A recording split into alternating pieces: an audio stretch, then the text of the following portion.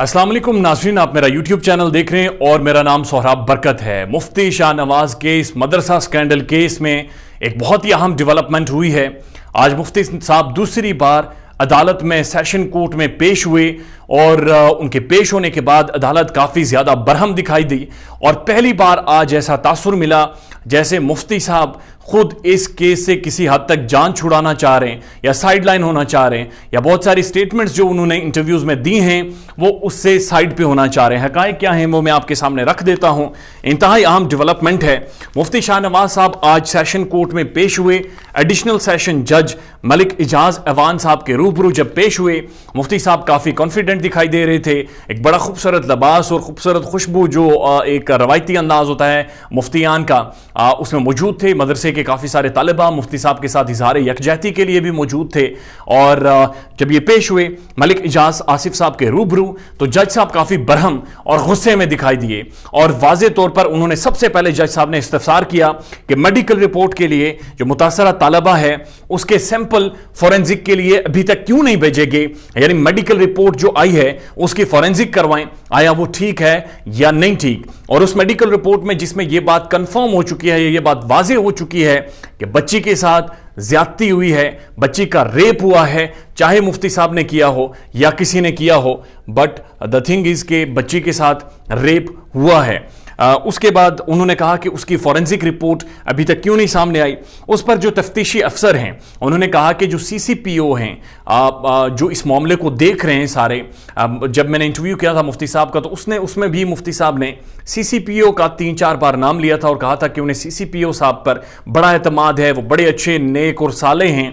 तो सीसीपीओ साहब ने एक JIT बना दी है, जॉइंट इन्वेस्टिगेशन टीम, और जो इस मामले को देखेगी। और मुफ्ती साहब के लॉयर का यह कहना था कि चूंकि JIT सारे मामले को देखेगी इसलिए मुझे थोड़ा सा वक्त दें, थोड़ा सा टाइम दें ताकि मुफ्ती साहब JIT के सामने अपना बयान रिकॉर्ड करवाएं और JIT उस तालिबा मुस्कान का मामला भी एक बार देखे, उसको भी तफ्तीश करे और समझे। इस पर मुफ्ती साहब ने 2 दिनों का जो था, जो जज साहब थे उन्होंने 2 दिनों की केस को तोसी दे दी है और उन्होंने कहा कि 2 दिनों की हम बेल देते हैं मुफ्ती साहब और मिस इशरत को, जो मुल्जिमान हैं इस सारे वाक़े में, इस सारे केस में। और उसके बाद उन्होंने कहा कि जब 1 सितंबर को दोबारा से समाअत शुरू होगी तो उस दौरान किसी भी तरह की हम रियायत नहीं करेंगे और या तो मुफ्ती साहब की गिरफ्तारी होगी और उसके बाद मुफ्ती साहब को DNA के लिए भेजा जाएगा। ये सारी डेवलपमेंट हुई हैं। लेकिन जब मेरी मुस्कान के लॉयर से बात हुई तो वो उनका ये कहना था कि मुस्कान के जो मुल्जिमान हैं मुफ्ती शाहनवाज साहब वो इस केस से भाग रहे हैं, वो किसी तरह इस केस को लटकाना चाह रहे, लंबा करना चाह रहे, JITs बनवाना चाह रहे, फिर कॉन्ट्रोवर्सी नहीं जन्म लेगी और वो DNA की तरफ नहीं आना चाह रहे। जबकि मैंने मुफ्ती साहब से जब टेलीफोन पे बात की तो ही said I am up for polygraphic test, I am up for DNA test. मैं खुद से नहीं करवा सकता, ये पुलिस की जिम्मेदारी है कि वो करवाए। लेकिन मुस्कान के लॉयर ये कह रहे हैं कि DNA तब तक नहीं हो सकता जब तक मुफ्ती साहब को वाज़े तौर पर कस्टडी में नहीं लिया जाता। मैं इस केस का पस मंजर आपके सामने बता दूं, आप लोगों को पता है मैंने दोनों फैमिलीज के इंटरव्यूज किए हैं। मैंने मुस्कान का भी जाकर इंटरव्यू किया और मुफ्ती शाहनवाज का भी उनके मदरसे में जाकर इंटरव्यू किया है। यह मामला इंतहाई खतरनाक नोयत का है। 17 तारीख को एक FIR दर्ज होती है और उस FIR का मतन यह है कि मुस्कान जो एक मुतवासित घराने से ताल्लुक़ रखती हैं, जो एक यतीम बच्ची हैं, उनके साथ मुबैना तौर पर जो मदरसे के एडमिनिस्ट्रेटर हैं, जो मौल्लिम हैं, मुफ्ती शाहनवाज, उन्होंने ज़्यादती की है अपने कमरे में और उसके बाद 2 दिन मुस्कान को अपने ही कमरे में बंद करके भी रखा। इस पर मुफ्ती शाहनवाज रूपोश हो जाते हैं और रूपोश होने के बाद वो प्री अरेस्ट बेल पर चले जाते हैं और जब बेल से वापिस आते हैं तो जब प्री अरेस्ट उनकी बेल हो जाती है तो उस दौरान मुफ्ती साहब क्या करते हैं कि इंटरव्यूज देना शुरू करते हैं। मैं खुद भी गया उनके मदरसे में इंटरव्यू करने और मुफ्ती साहब ने मुझे जाए वकूआ भी दिखाया जहां पर बच्ची के साथ ज्यादती हुई है, जिसके बारे में ये कह रहे, मैं तस्वीर भी नहीं दिखा सकता आपको, लेकिन वो एक छोटा सा कमरा है, उसके दोनों तरफ से रास्ता, एक तरफ से सीढ़ियां ऊपर आती हैं, एक तरफ से निकल कर सीढ़ियां नीचे जाती हैं, यानी कि इन एंड आउट का रास्ता है और वो एक छोटा सा, बिल्कुल छोटा सा कमरा है और उस कमरे में उनका ये कहना है कि मुफ्ती साहब ने उस बच्ची के साथ ज्यादती भी की है और 2 दिन बंद रखा है। अब वो मदरसा है जो जहां पर एक ओवर क्राउडेड जगह है, अब बिल्कुल क्राउड से भरी हुई है, रावलपिंडी का माहौल है, 7 होटल्स हैं और اگر آپ وہاں پر چیخیں گے تو یقیناً وہ آواز باہر جائے گی. لیکن وہ جو مفتی صاحب کا کمرہ ہے جہاں پر مبینہ طور پر ریپ ہوا ہے وہ تھوڑا سا پیچھے کر کے ہے, یعنی اگر مدرسہ سامنے کی طرف ہے تو پیچھے کی طرف کر کے وہ کمرہ ہے جہاں پر یہ زیادتی ہوئی ہے. یہ سارا وہ جگہ ہے جائے وقوع ہے جہاں پر مبینہ طور پر زیادتی ہوئی ہے. یہ مسکان کا جو موقف ہے وہ زیادتی ہوئی ہے. مفتی صاحب کا یہ موقف ہے کہ جناب جب بچی اپنے گھر گئی چھٹی پر تو وہ گھر سے ہی بیمار ہو کر آئی, اور جو بچی کے والد ہیں اس وقت وہ اس کے سٹیپ فادر ہیں, اور یہ سٹیپ فادر یہ وہی بندہ ہے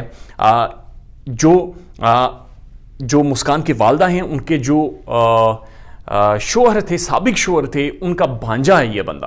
تو چونکہ ان کے پہلے بھی آپس میں انڈرسٹینڈنگ تھی تو اس کے بعد کچھ ایسی ڈیولپمنٹ ہوئی کہ مسکان کی والدہ اور ان کے شوہر کے جو بھانجے ہیں ان کے ساتھ انہوں نے شادی کی ہے, اور شادی کے بعد یہ مفتی صاحب کے جو کریکٹر ہے اس کو کالا کرنے کے لیے یہ کوشش کی جا رہی ہے.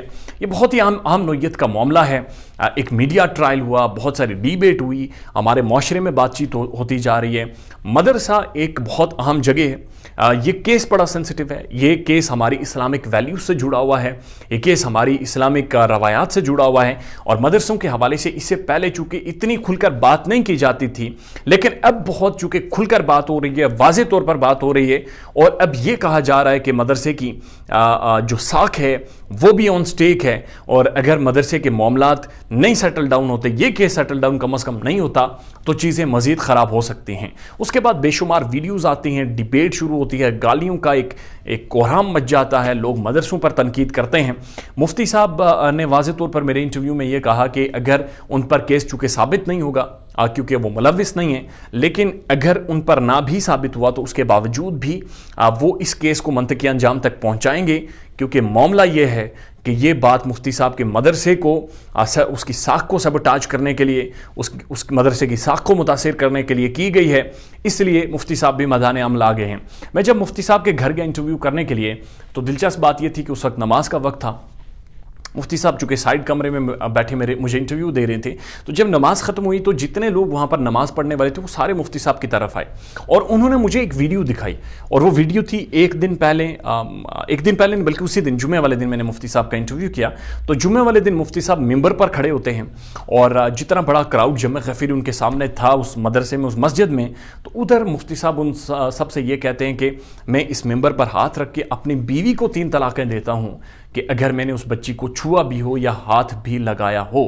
اب یہ بڑا سینسٹیو معاملہ ہے کہ ممبر پر کھڑے ہو کر, سب لوگوں کے سامنے کھڑے ہو کر آپ یہ بات کر رہے ہیں, آپ چھپ بھی نہیں رہے, لیکن آپ پری ارسٹ بیل پر ہیں, آپ مزید بیل کو فوکس کر رہے ہیں. بچی کے ساتھ زیادتی تو ہوئی ہے, اس کی کنفرمیشن ہے, لیکن معاملات آگے کیوں نہیں بڑھ رہے, کیسے بڑھیں گے؟